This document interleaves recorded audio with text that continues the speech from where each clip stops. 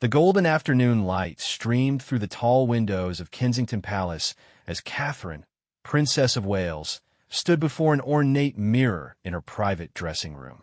Her reflection showed a woman transformed by both responsibility and grace, her auburn hair catching the sunlight as her stylist made final adjustments to an ensemble that would soon capture the attention of the world. Tonight was no ordinary state banquet. Tonight, she would honor the memory of Queen Elizabeth II in the most personal way she could imagine. The invitation had arrived 3 weeks earlier, embossed with the South African coat of arms and bearing the formal request for the Prince and Princess of Wales to attend a state banquet welcoming President Cyril Ramaphosa to Buckingham Palace. As Catherine held the cream-colored card in her hands, memories flooded back of the countless similar invitations she had received over the years, each one bearing the Queen's careful annotations in her distinctive handwriting. Those days felt both distant and immediate, like a cherished photograph that time had rendered precious beyond measure.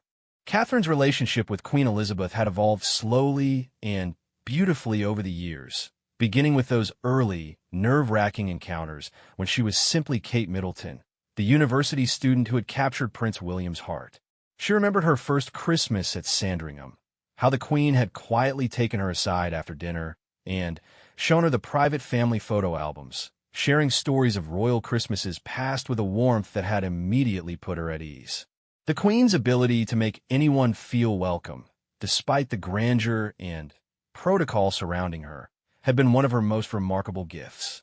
Now, as Catherine prepared for what would be her first major state banquet since becoming the Princess of Wales, she felt the weight of carrying forward that same spirit of gracious hospitality.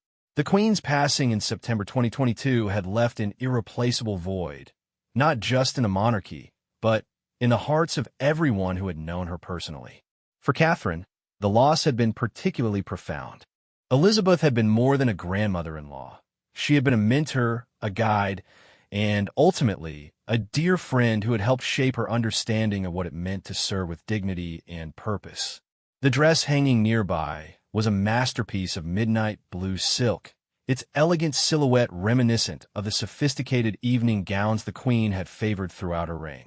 Catherine had worked closely with her designer to create something that would honor Elizabeth's timeless style while maintaining her own authentic voice.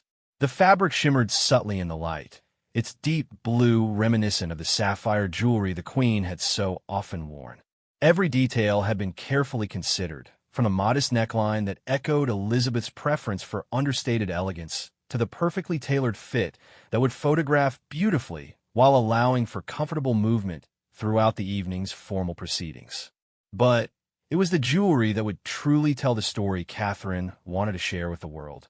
Resting in a velvet-lined box on her dressing table was a stunning sapphire and diamond necklace, one of the Queen's personal favorites that had been passed down to Catherine following Elizabeth's death. The piece had a remarkable history, having been a wedding gift from her father, King George VI, to the then Princess Elizabeth in 1947. Its deep blue sapphires were surrounded by brilliant diamonds, creating a design that was both regal and deeply personal. Catherine lifted the necklace carefully, feeling the weight of its history in her hands. She had worn pieces from the Queen's collection before, but tonight felt different. Tonight, she wasn't just borrowing royal jewelry for a formal occasion.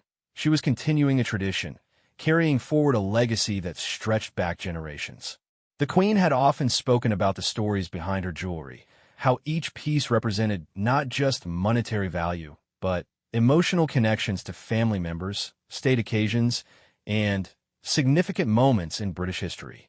As her dresser fastened the clasp behind her neck, Catherine thought about the last time she had seen the Queen wear this very necklace. It had been at a state banquet for the President of France just 18 months before Elizabeth's death. The Queen, then 96 years old, had moved with careful deliberation but unmistakable authority as she welcomed President Macron and his wife to Buckingham Palace. Even in her final years, she had maintained the same impeccable standards that had defined her entire reign, greeting each guest personally and ensuring that every detail of the evening met the exacting standards of royal hospitality. Catherine remembered standing beside William that night, watching in admiration as his grandmother effortlessly navigated conversations in both English and French, her knowledge of international affairs still razor-sharp despite her advanced age. The Queen had worn this sapphire necklace with a pale blue gown, and Catherine had complimented her on how beautiful she looked. Elizabeth had smiled and touched the necklace gently, sharing that it reminded her of her wedding day and how nervous she had been walking down the aisle of Westminster Abbey more than 7 decades earlier. The memory brought tears to Catherine's eyes, but they were tears of gratitude rather than sadness. She had been privileged to witness the Queen's final years, to see firsthand the dedication and sense of duty that had never wavered even as age took its inevitable toll. Elizabeth had continued working until just days before her death, reviewing state papers and conducting official business with the same meticulous attention to detail that had characterized her entire reign. Catherine's lady-in-waiting entered the room quietly, carrying a pair of sapphire earrings that perfectly complemented the necklace. These, too, had belonged to the Queen, part of a coordinated set that Elizabeth had commissioned in the 1960s to mark the 10th anniversary of her coronation. The earrings were elegant drops, each featuring a large sapphire surrounded by smaller diamonds. When worn together, the necklace and earrings created a cohesive look that was both sophisticated and timelessly beautiful. As Catherine fastened the earrings, she reflected on the conversation she had shared with the Queen about jewelry and its role in royal protocol. Elizabeth had explained that jewelry wasn't merely decorative. It was a form of communication, a way to honor hosts, acknowledge cultural traditions, and demonstrate respect for formal occasions. When the Queen wore her Canadian maple leaf brooch during visits to Canada or her Australian wattle brooch when meeting with Australian officials, she was sending subtle but important messages about the value she placed on Commonwealth relationships. Tonight's choice to wear the Queen's sapphire set was Catherine's own form of communication. She wanted to honor Elizabeth's memory while also demonstrating continuity in the monarchy's approach to international relations. The state banquet for President Ramaphosa represented an important opportunity to strengthen Britain's relationship with South Africa, a country that held special significance for the Commonwealth and for the royal family's history. Catherine's thoughts turned to the Queen's own relationship with South Africa, which had been complex and evolved over the decades. Elizabeth had never visited South Africa during the apartheid era, a decision that reflected her government's disapproval of the racist policies that had divided the nation for so long. However, she had warmly welcomed Nelson Mandela to Buckingham Palace in 1996, and their friendship had become one of the most meaningful relationships of her later reign. Catherine had heard the Queen speak with genuine affection about Mandela, describing him as a man of extraordinary grace who had chosen reconciliation over revenge. The Princess of Wales understood that tonight's banquet was part of that ongoing story of reconciliation and partnership. President Ramaphosa's visit represented South Africa's continued role in the Commonwealth and the potential for strengthened cooperation between the two nations. By wearing the Queen's jewelry, Catherine was acknowledging that history while also looking forward to the future of the relationship. Her hairstylist made final adjustments to Catherine's elegant updo, ensuring that the sapphire earrings would catch the light beautifully throughout the evening. The style was sophisticated but not overly elaborate, reflecting the same understated elegance that had been the Queen's signature. Elizabeth had never been one for dramatic fashion statements or trendy hairstyles. She had understood that her role required a certain timeless quality that wouldn't distract from the serious business of diplomacy and statecraft. Catherine appreciated that lesson now more than ever. As Princess of Wales, she was constantly photographed and scrutinized, with every outfit choice analyzed and debated in the media. The pressure to look perfect while also appearing relatable and approachable was immense. But the Queen had shown her that true elegance came from consistency, from developing a personal style that could adapt to any occasion while maintaining its essential character. The clock on the mantelpiece chimed 6 o'clock, indicating that it was time for Catherine to make her way downstairs, where William would be waiting. Tonight's banquet would begin with a reception at 7:30, followed by dinner in the magnificent state dining room. As Princess of Wales, Catherine would play a crucial role in welcoming the South African delegation and ensuring that the evening proceeded smoothly. Before leaving her dressing room, Catherine took one final look in the mirror. The woman gazing back at her was ready for the responsibilities that lay ahead. The midnight blue gown fit perfectly, its classic silhouette flattering and appropriate for the formal occasion. The Queen's sapphire jewelry caught the light beautifully, adding just the right amount of sparkle without being ostentatious. But, most importantly, Catherine felt a sense of connection to the woman who had worn these pieces before her, drawing strength from Elizabeth's example of grace under pressure. As she walked through the corridors of Kensington Palace toward the waiting car that would take her to Buckingham Palace, Catherine thought about the evening ahead. She would need to engage in conversation with dozens of guests, from cabinet ministers to business leaders to representatives from various charitable organizations. Each interaction would require careful attention and genuine interest, the kind of effortless diplomacy that the Queen had mastered over her 70-year reign.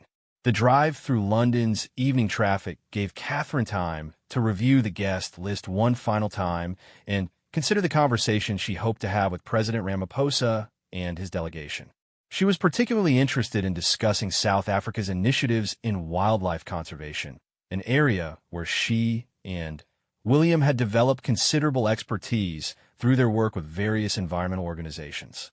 The Queen had always encouraged family members to develop specific areas of interest and expertise, understanding that informed passion made for more meaningful diplomatic exchanges.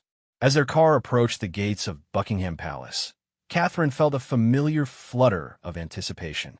Despite having attended countless royal events over the years, the grandeur of state occasions never failed to impress her.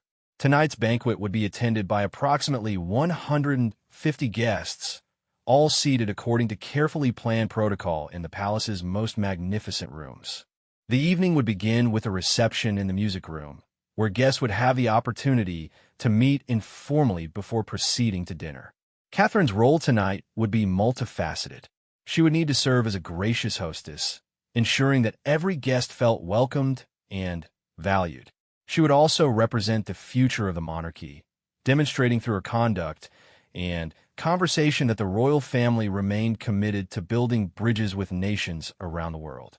Most importantly, she would honor the Queen's memory by embodying the same principles of duty, dignity, and service that had defined Elizabeth's remarkable reign. The car passed through the palace gates and into the courtyard where other dignitaries were arriving for the evening's festivities.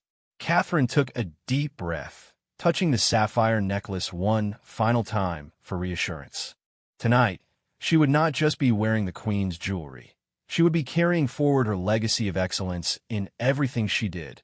The grandeur of Buckingham Palace at night never failed to take Catherine's breath away, but tonight felt especially magical as she stepped from the car onto the red carpet that had been laid out for the evening's distinguished guests. The palace facade was illuminated against the dark November sky, its windows glowing warmly as they had for generations of state occasions. As Catherine walked toward the grand entrance, she could hear the soft strains of classical music drifting from within, performed by the palace's own musicians who had been preparing for this evening for weeks.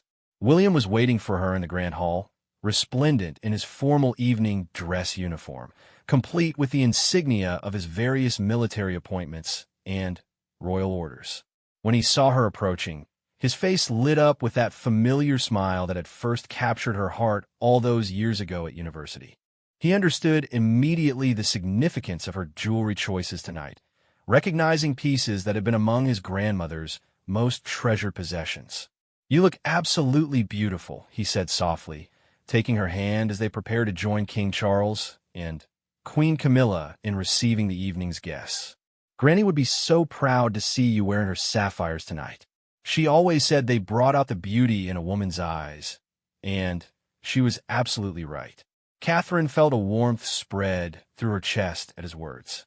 William's relationship with his grandmother had been exceptionally close, forged during childhood summers at Balmoral and strengthened through years of shared royal duties. His grief at her passing had been profound, though he rarely spoke of it publicly. Tonight, Catherine knew, would be emotionally challenging for him as well, as they both navigated their first major state occasion without the Queen's reassuring presence. The couple made their way through the palace's magnificent corridors toward the music room, where the reception would begin. The rooms they passed were filled with priceless artworks and furnishings that told the story of Britain's royal heritage. Tonight, these treasures would serve as a backdrop for diplomacy, as guests from South Africa and Britain mingled in an atmosphere designed to promote understanding and cooperation between the two nations. In the music room, King Charles was already greeting early arrivals, his years of experience as Prince of Wales evident in his easy conversation with ambassadors and government ministers. Queen Camilla stood beside him, elegant in a deep green gown that complemented the room's sumptuous decor. When Charles saw Catherine and William approach, he nodded approvingly at Catherine's appearance, understanding immediately the tribute she was paying to his mother's memory. "The sapphires look magnificent on you, Catherine," he said quietly during a brief pause between guests. "Mother always said that jewelry should tell a story, and tonight you're telling exactly the right one." Catherine appreciated the king's understanding of her choice. Charles had been deeply affected by his mother's death, despite having prepared for the moment his entire life. Taking on the role of monarch at the age of 73, after waiting longer than any heir in British history, had been both a culmination and a new beginning. Tonight's state banquet was one of many occasions where he was establishing his own approach to the monarchy while honoring the traditions his mother had maintained so beautifully. President Ramaphosa arrived precisely at the appointed time, accompanied by his delegation and the British officials who would facilitate the evening's diplomatic discussions. Catherine had studied his background carefully in preparation for tonight's conversations. A successful businessman turned politician, Ramaphosa had played a crucial role in South Africa's transition from apartheid to democracy, working alongside Nelson Mandela during those historic years. His presidency had been marked by efforts to combat corruption and rebuild South Africa's economy, challenges that require the kind of international partnerships that state visits were designed to strengthen. As Catherine was introduced to the president, she was struck by his warmth and genuine interest in the royal family's work. They spoke initially about his visit to London and his impressions of Britain's capital city. Ramaphosa mentioned that he had visited the Queen Elizabeth II Memorial Garden that morning, where he had laid flowers in tribute to the late monarch's memory. His gesture touched Catherine deeply, representing the kind of respect and affection that the Queen had earned from leaders around the world. Her Majesty was truly beloved in South Africa, President Ramaphosa told Catherine as they stood near one of the music room's magnificent windows. Even during the difficult years when our countries had limited official contact, South Africans never forgot her dignity and her commitment to the Commonwealth. Nelson Mandela spoke of her often, always with the greatest admiration. Catherine shared her own memories of the Queen's friendship with Mandela, describing how Elizabeth had spoken of their meetings with genuine fondness. The Queen had been moved by Mandela's capacity for forgiveness and his vision of a rainbow nation where all South Africans could live in harmony regardless of their race or background. Those conversations had helped shape Catherine's own understanding of leadership and the power of reconciliation. As more guests arrived, Catherine moved through the reception with practiced ease, engaging in meaningful conversations while keeping an eye on the evening's flow. She spoke with South African business leaders about their country's renewable energy initiatives, a topic that aligned perfectly with her and William's environmental advocacy. She discussed educational exchange programs with university representatives, knowing that such connections between young people from both countries would help build lasting friendships and understanding. The palace's household staff moved seamlessly through the reception, offering champagne and canapes while ensuring that every guest felt welcomed and attended to. Catherine had tremendous respect for these dedicated professionals who worked behind the scenes to make state occasions appear effortless. The Queen had always emphasized the importance of treating palace staff with respect and gratitude, understanding that their expertise and commitment were essential to the monarchy's success. One of the evening's most meaningful conversations took place when Catherine met Dr. Precious Matsoso, a distinguished South African public health expert who had been instrumental in her country's response to various health challenges. Dr. Matsoso spoke passionately about initiatives to improve healthcare access in rural communities, work that resonated strongly with Catherine's own charitable interests. They discussed potential partnerships between British and South African organizations, exploring ways that shared expertise could benefit communities in both countries. "Your Royal Highness," Dr. Matsoso said with obvious sincerity, "it's clear that you understand how important it is to listen carefully to the communities we serve. That quality was one of Queen Elizabeth's greatest strengths, and I can see that it continues with your generation of the royal family." Catherine was moved by the comparison, knowing that being an effective listener was indeed something the Queen had modeled throughout her reign. Elizabeth had possessed a remarkable ability to make anyone feel that their concerns and perspectives mattered, regardless of their station in life. Whether she was speaking with world leaders or ordinary citizens during walkabouts, the Queen had given each person her complete attention, asking thoughtful questions and remembering details from previous conversations. As the reception continued, Catherine found herself in conversation with several members of the South African arts community, including a renowned sculptor whose work explored themes of cultural identity and historical memory. They discussed the role of art in processing difficult histories and building bridges between communities. Catherine shared her admiration for South African artists who had used their creativity to help their nation heal from the wounds of apartheid, while celebrating the rich diversity of South African culture. The conversations throughout the reception reinforced Catherine's understanding of why state visits were so important to international relations. Beyond the formal diplomatic discussions that would take place between government officials, these social occasions created opportunities for personal connections that could last for years. The friendships and mutual respect that developed during state visits often proved more valuable than any formal agreements signed in meeting rooms. At 8:15, the palace's master of the household announced that dinner was served, and guests began moving from the music room toward the state dining room. Catherine walked alongside President Ramaphosa's wife, Dr. Chipo Motsepe, a physician and businesswoman who had become one of South Africa's most influential advocates for women's rights and health education. Their conversation continued themes they had begun during the reception, exploring ways that women leaders could support each other across international boundaries.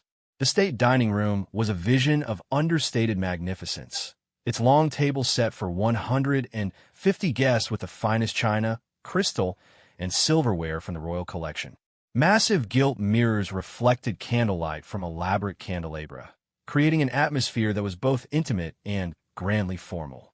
Each place setting had been arranged according to careful protocol, ensuring that conversations would flow naturally while respecting diplomatic precedents. Catherine's place was between a British cabinet minister and the South African High Commissioner to the United Kingdom, positioning her perfectly to facilitate conversations between British and South African perspectives on various issues. As guests found their seats, she took a moment to appreciate the magnificent table setting, knowing that every detail had been planned weeks in advance by the palace's expert staff. The menu for the evening had been carefully chosen to reflect both British culinary traditions and South African influences, creating a meal that would honor the visiting delegation while showcasing the best of British hospitality. The first course featured Scottish langoustines with a subtle curry spice blend that nodded to South Africa's complex culinary heritage, while the main course of Windsor Park venison was prepared with indigenous South African herbs that had been specially imported for the occasion. As the first course was served, conversation at Catherine's section of the table turned to conservation efforts in both countries. The South African High Commissioner spoke eloquently about his country's challenges in protecting endangered species like rhinoceros and elephants, while also supporting rural communities whose livelihoods depended on natural resources.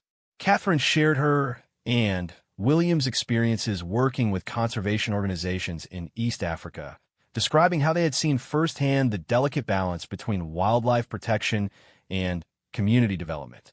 The British cabinet minister contributed perspectives on how international cooperation could support conservation efforts, mentioning recent initiatives to combat illegal wildlife trafficking through enhanced intelligence, sharing, and coordinated law enforcement.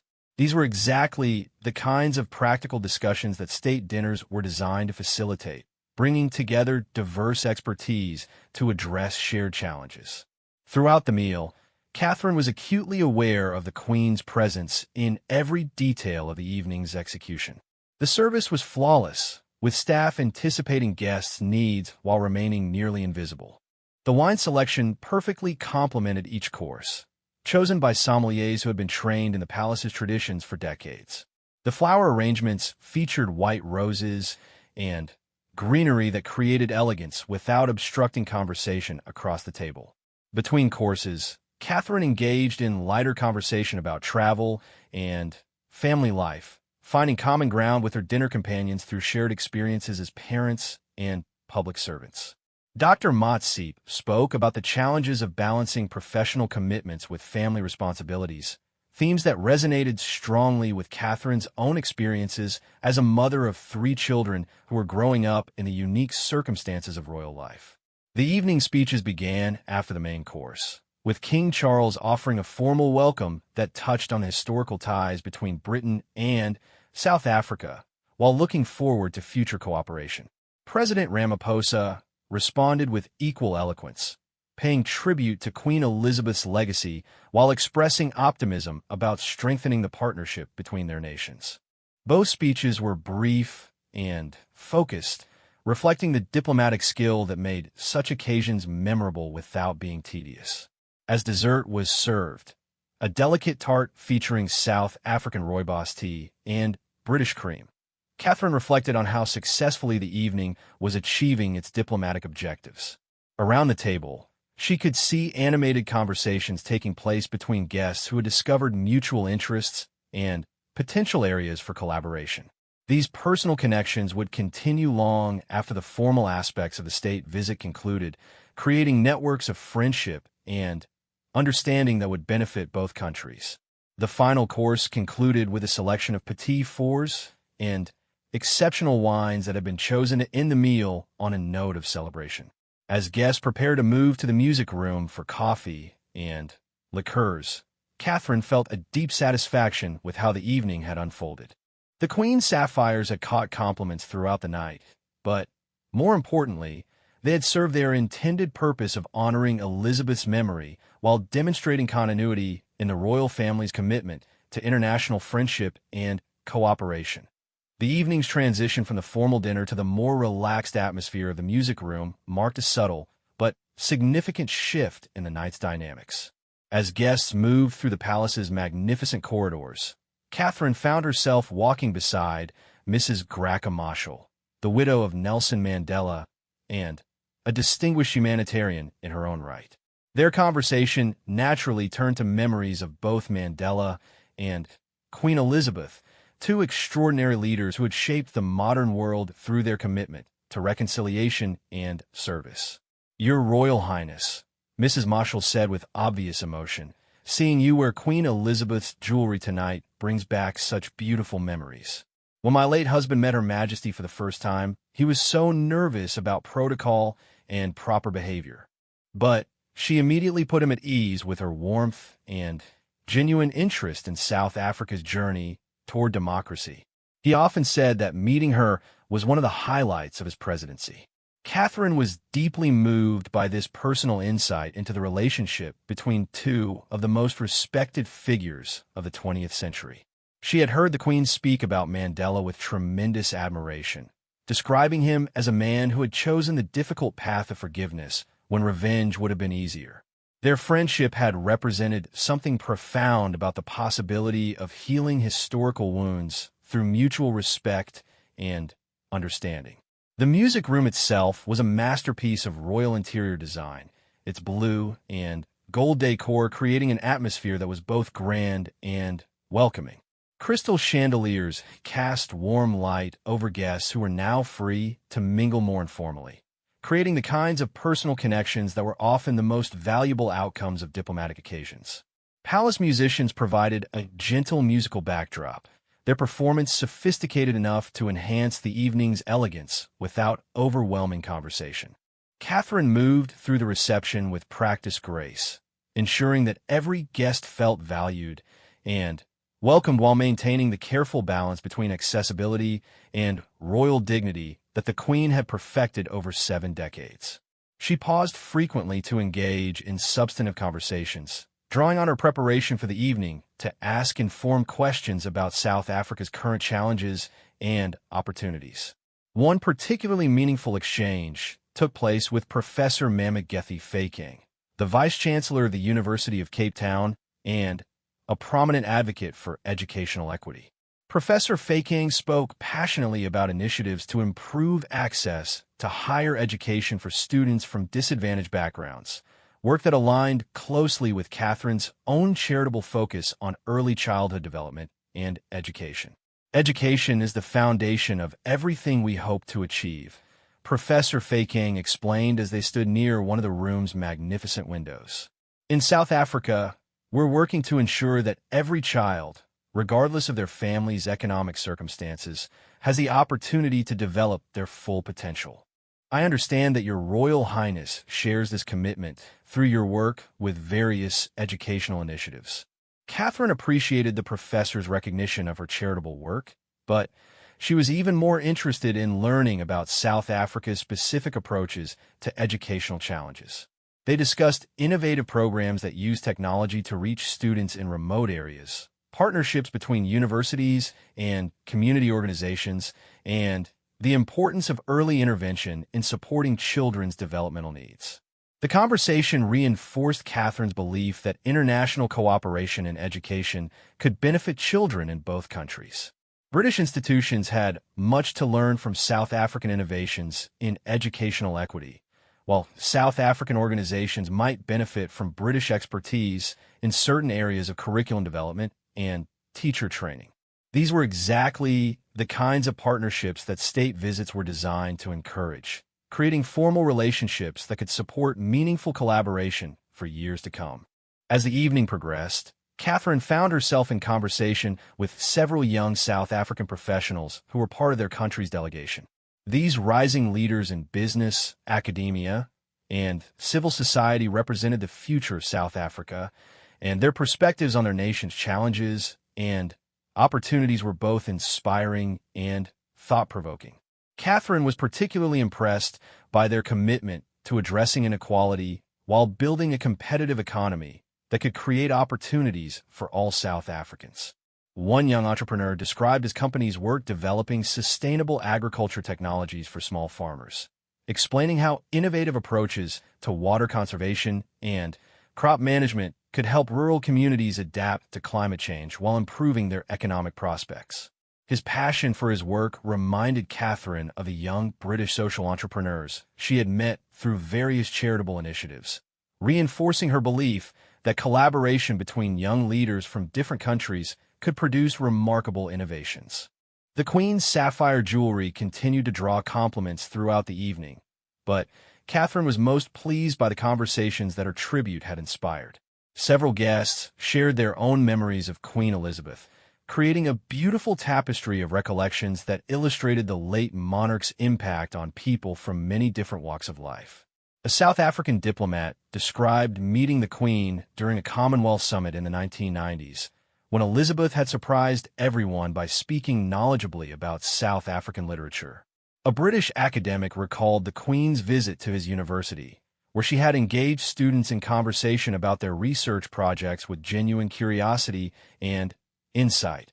These stories reinforced Catherine's understanding of why the Queen had been so universally respected. Beyond her constitutional role and ceremonial duties, Elizabeth had possessed a genuine interest in people and their work that had made every encounter memorable. She had approached each meeting, whether with world leaders or ordinary citizens, with the same careful attention and sincere desire to learn something new. As the evening moved toward its conclusion, Catherine reflected on the success of the diplomatic objectives that had brought everyone together. Throughout the night, she had witnessed numerous conversations between British and South African guests that had clearly laid the groundwork for future collaborations. Business leaders had exchanged contact information and discussed potential partnerships. Academic representatives had explored possibilities for research cooperation and student exchanges. Government officials had identified areas where their countries could work together more effectively on shared challenges. The personal relationships being formed tonight would prove just as valuable as any formal agreements negotiated during President Ramaphosa's visit.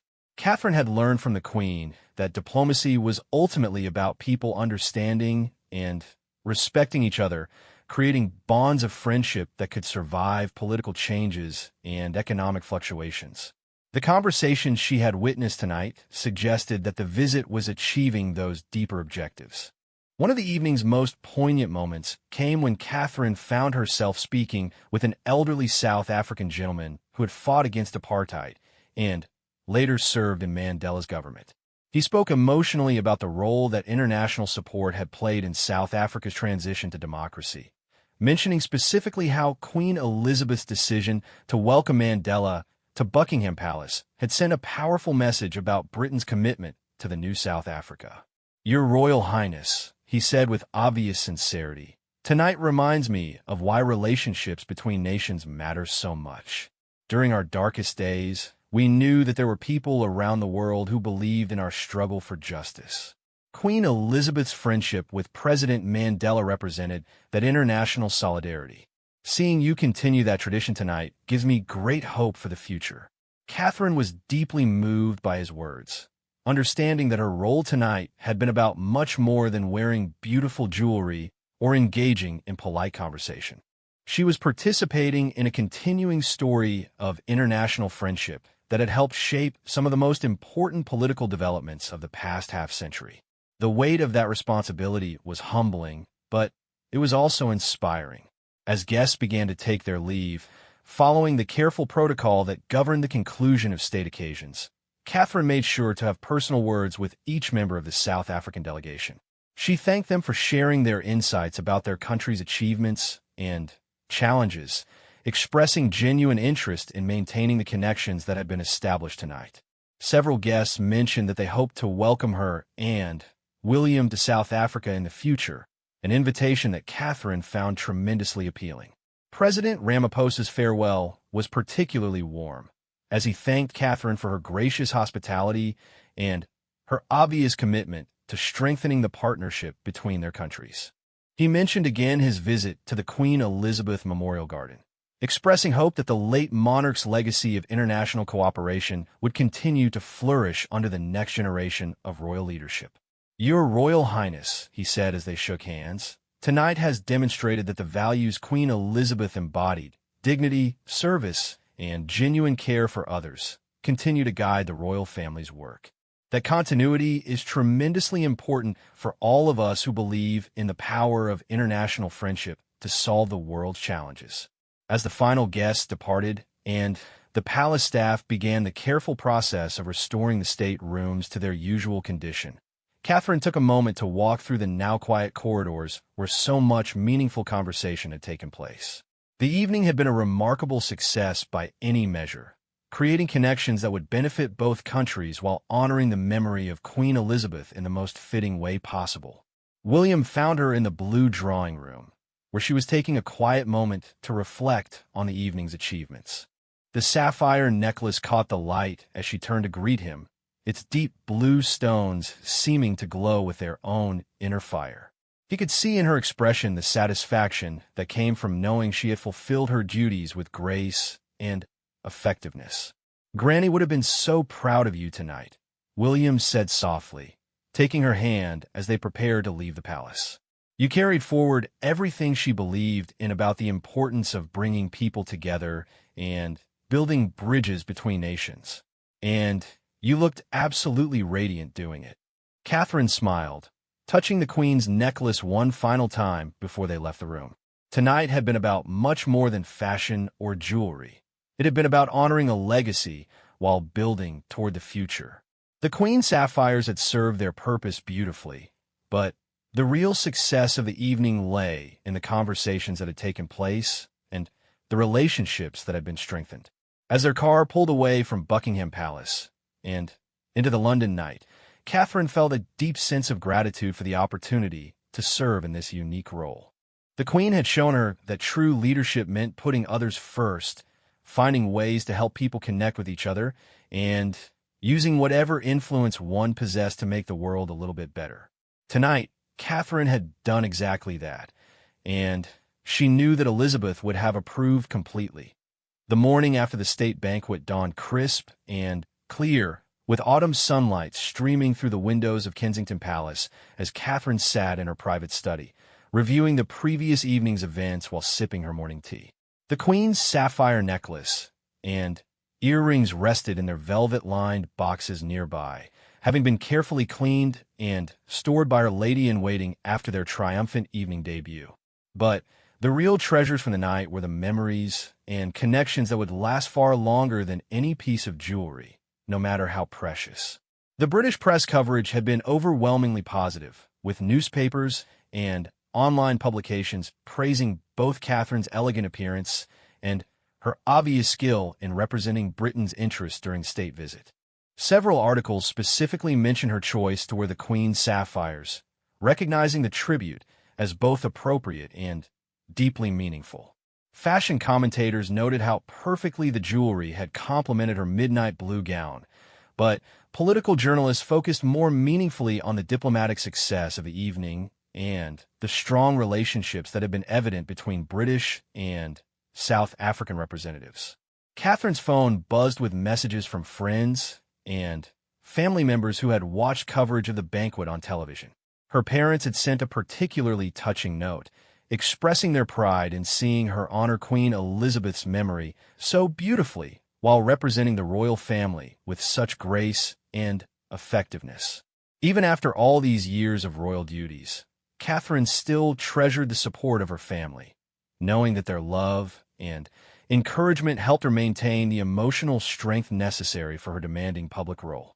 William had left early for a series of meetings related to his environmental initiatives, but not before joining Catherine for breakfast and sharing his own reflections on the evening's success.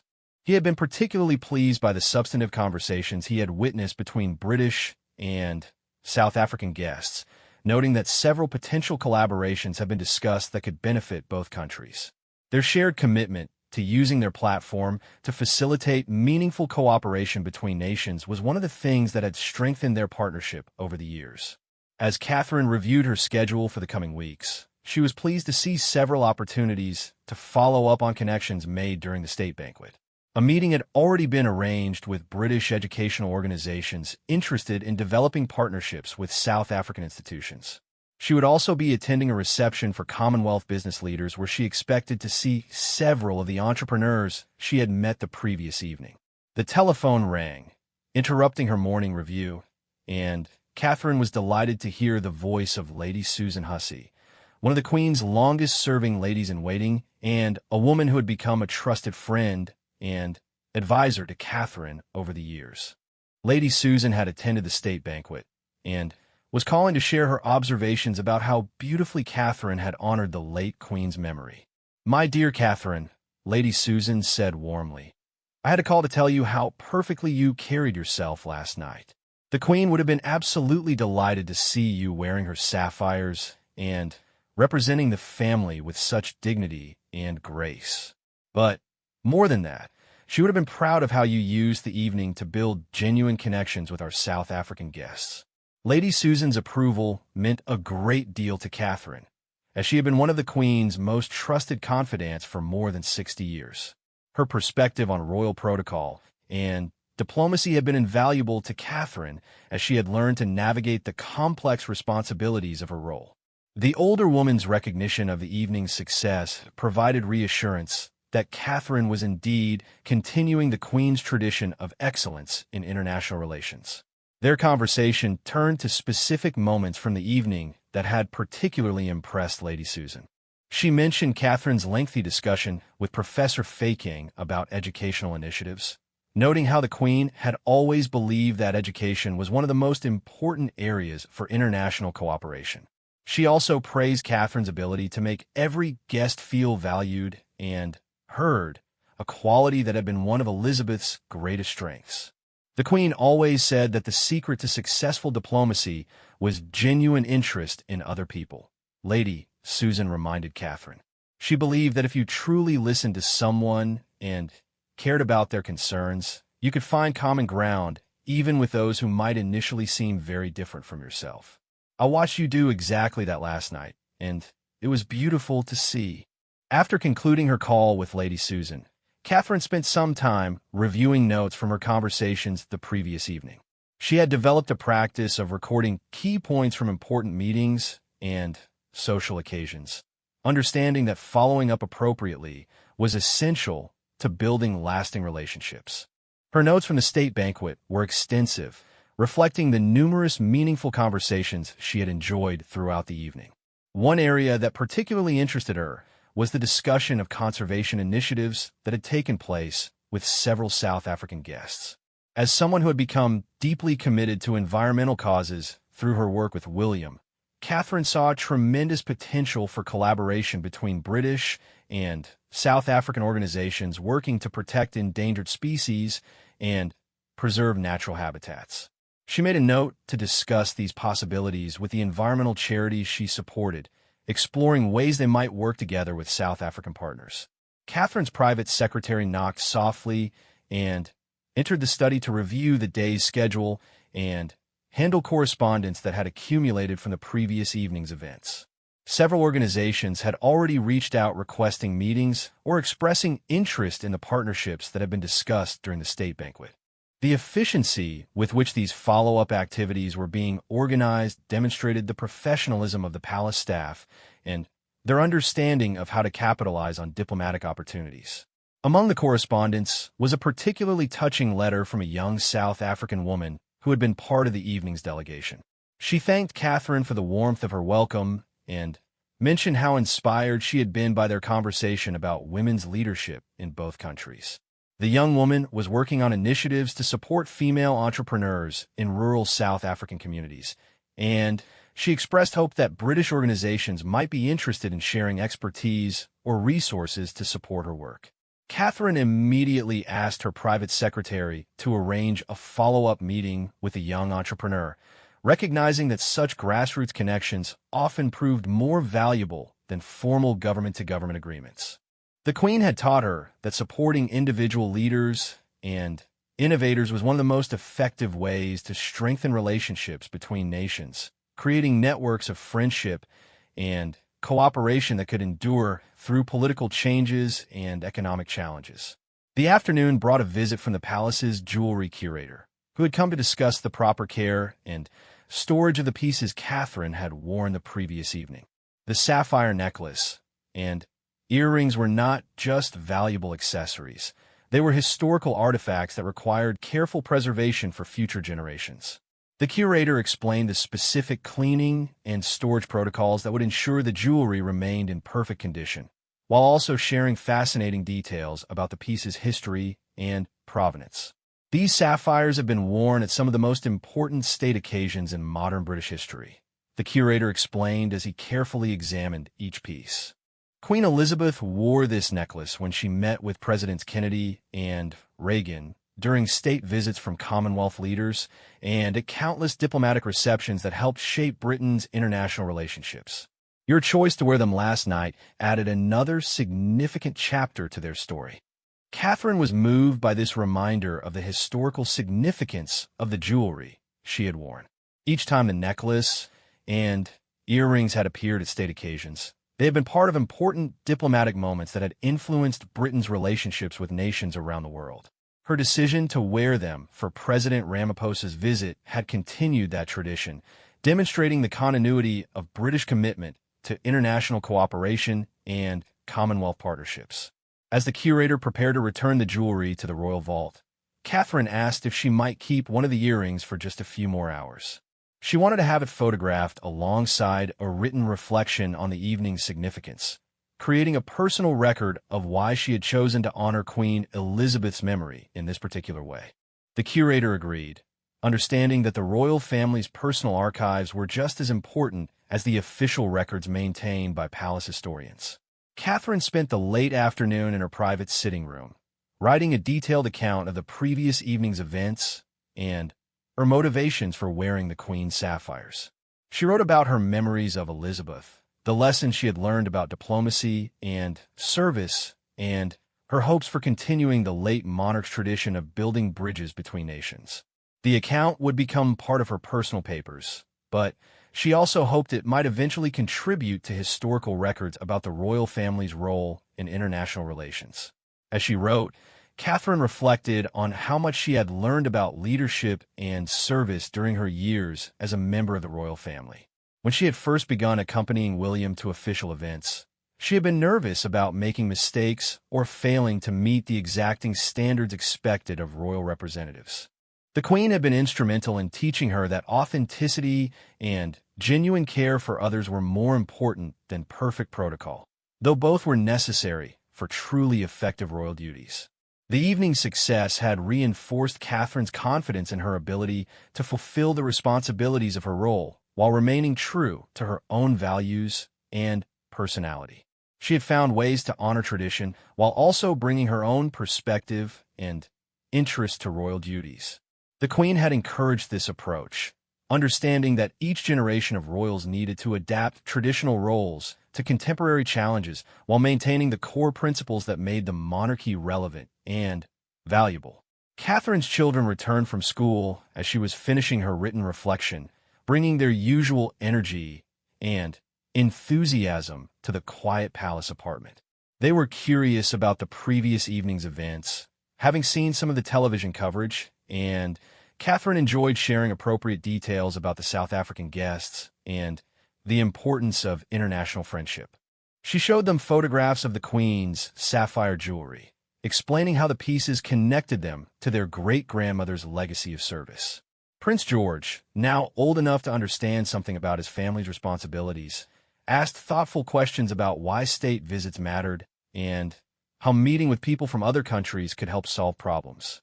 Catherine was pleased by his genuine interest, recognizing early signs of the sense of duty and service that would one day become central to his own life. Princess Charlotte was more interested in the jewelry and the beautiful gown she had seen in photographs, but she also listened carefully to explanations about the importance of treating all visitors with respect and kindness. As evening approached, Catherine prepared to attend a smaller reception for British business leaders who were interested in expanding their operations in South Africa. The event was a direct follow-up to the previous night's state banquet, designed to capitalize on the enhanced cooperation that President Ramaphosa's visit was intended to promote. Catherine would not be wearing the Queen's sapphires tonight. This occasion called for less formal jewelry that would be appropriate for a business-focused event. Before leaving Kensington Palace, Catherine took one final look at the sapphire earring that still rested on her dressing table. Tomorrow it would rejoin its mate in the royal vault, but tonight it served as a tangible reminder of the evening when she had honored Queen Elizabeth's memory while building new connections for the future. The weight of royal responsibility could sometimes feel overwhelming, but moments like these reminded her why the work mattered and how privileged she was to serve in this unique role. The reception proved to be another diplomatic success, with several concrete business partnerships emerging from conversations between British and South African entrepreneurs. Catherine's presence helped legitimize the event while also demonstrating the royal family's commitment to supporting international trade and economic cooperation. As she spoke with business leaders throughout the evening, she was pleased to hear multiple references to connections that had been made during the previous night's state banquet. Returning home late in the evening, Catherine felt a deep sense of satisfaction with how the past 24 hours had unfolded. The state banquet had achieved its diplomatic objectives while also providing a meaningful way to honor Queen Elizabeth's legacy. The follow-up events were already producing concrete results in terms of new partnerships and collaborations. Most importantly, she had demonstrated that the next generation of royals was committed to continuing the tradition of excellence that Elizabeth had established over her remarkable 7-decade reign. As she prepared for bed, Catherine reflected on the Queen's enduring influence on her approach to royal duties. Elizabeth had shown her that true service meant putting others first, finding ways to help people connect with each other, and using whatever influence one possessed to make the world a little bit better. The sapphire necklace and earrings had been beautiful accessories for a magnificent evening, but they had also served as symbols of continuity, demonstrating that the values Queen Elizabeth had embodied would continue to guide the royal family's work for generations to come.